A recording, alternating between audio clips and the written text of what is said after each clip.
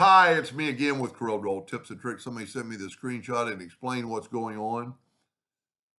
Off of one of my videos, I show if you go to Windows, Palettes, and Palettes, you can pick which palette you're using. And so mine is RGB, which you want for a laser engraver. But here's the telltale sign. I've changed mine to CMYK. So when I draw a circle, it is a CMYK color, regardless of what you have your palette set at. Because a lot of people have two palettes open or more even. So if you will take, let's delete that, with nothing selected, hit F12 on your keyboard, go to graphic, say okay, and go to the color, and you can see I'm on CMYK, go down to RGB, and then I draw in red, and I also draw in hairline, and it's already set. So all I have to do is okay.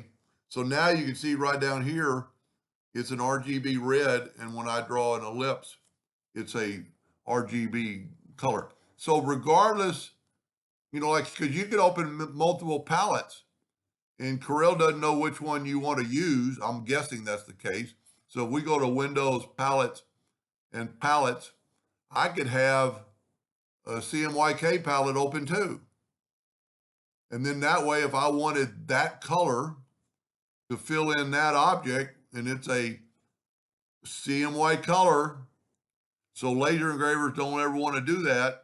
Well, I guess on a blue, it wouldn't really matter because you're not going to engrave a blue. But, and as I've shown before, if we take this and make it a CMYK black, and then if I take another one, and this is why you want to use RGB, and make this second one an RGB black. Let me take away the outline on both these. And look at the color. See how much blacker the RGB is than the CMYK black? I mean, they're the most black you could get in CMYK, but your laser engraver doesn't really have to have black. I'm guessing. I've never really engraved in CMYK, but if you look at the difference in the color, it's quite a bit. Anyway, I hope that solves the problem, and thank you for watching.